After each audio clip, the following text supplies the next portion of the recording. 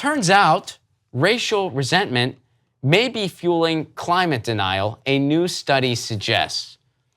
So when you're really ignorant with one thing, you might be really ignorant with another thing. Wait, stop talking big talk, Ron. Right?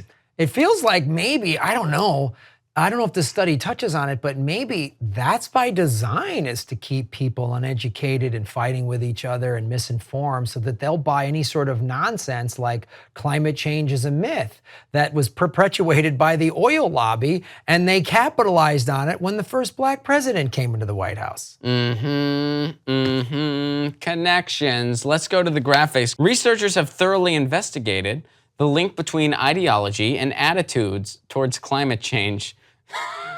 Attitudes towards climate change. Hey, do you like science? My attitude is no. Well, yeah. Okay.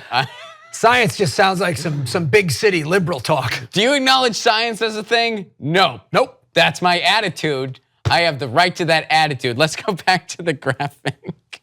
Finding that conservatives are significantly more likely to reject climate science.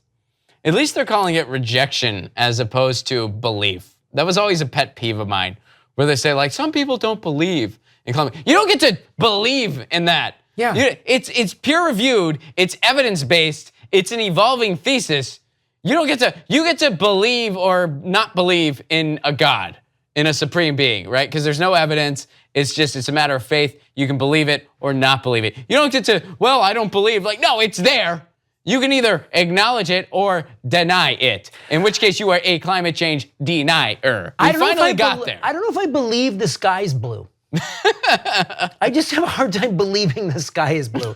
Yeah, are we doing a show right now? I'm not sure if I believe I don't believe that there's cameras on me right now. I just refuse. I don't believe it. Did you do a show? I don't believe so. I think I was just, I might have been at a studio or I might have been in my bedroom. It depends on what I believe.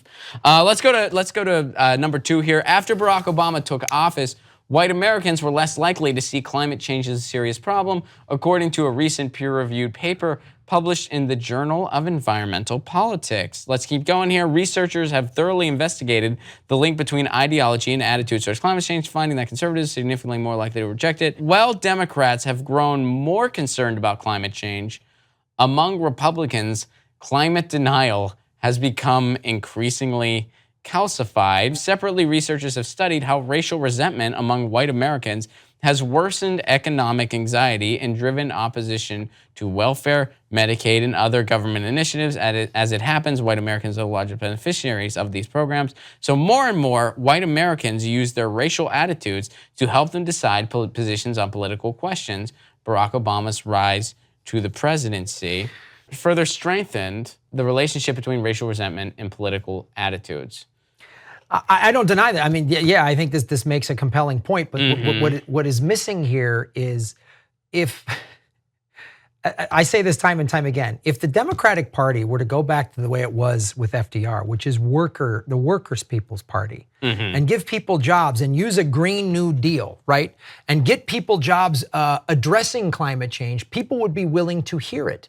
When you just say, I'm not denying this. America's very divided, very racist country. But there's no two ways about it. And having Obama in the White House, man, did that raise a lot of that up. There's no two ways about it. But what this is missing is that when the Democratic Party has sold out, NAFTA, Clinton did NAFTA, they sold away jobs, and they don't give people a lot of opportunity, then it's easy for the country to be divided. It's easy for them to fall into the spell of a demagogue, when for decades we have a horrible school system that doesn't educate people. You know what I mean? So this is easily, we've created this environment where this can easily happen. If you were to give people good jobs, spend $111 billion on wind and solar like China did in 2015, when they just said, we're changing this, and everyone was working, then people would begin to believe it. And the Democrats don't fight this because they get money from the oil lobby too. Yeah, there's tons of factors that go into the, quote, rise of climate denial. And this is one of them, certainly. This study is certainly one of them. But here's a few others. First of all, the corporate media is completely neutral. When they talk about climate change, they don't say, like, here's science that's been peer-reviewed and is evidence-based and is based on evolving research and a thesis. This is what this is. On the other side, here's a dude that's profiting off a dinosaur park that thinks that Noah's Ark is a documentary. Well, yeah, they don't differentiate that. That's the thing that drives me nuts about the corporate media is they always play it like, well, let's get both sides. When 97% of all scientists believe this, and every country all over the world, you wouldn't sit there and it's like I got lung cancer. I went to 97 doctors and they all said you have lung cancer as a direct result of smoking. Let's say I'm a big smoker. 3 doctors said I don't, and those 3 doctors are funded by the tobacco lobby. Right. Put it in that perspective. Exactly. The corporate media, you watch their advertisement. Who buys ad time? It's the oil lobby. Yes. Yes. So then this easily happens, and there's a climate bubble that's about to burst. And so they're so terrified because they're worried about investment in fossil fuels. Investors going, there's no long-term return. That's when the bubble's going to burst. And the governor of the Bank of England gave a speech 3 years ago, said we need to worry about this bubble because if everyone gets scared that there's no more money in oil 20 years from now, 30 years from now, they're all going to pull out. So they are doubling down on as much crazy climate denial nonsense. Every single one of Trump's cabinet members is a climate denier. Every one of them. Are you sick and tired of corporate Democrats as much as we are? Do you think we can have what the rest of the world has? Then come watch the Aggressive Progressives with us on the Young Turks Network.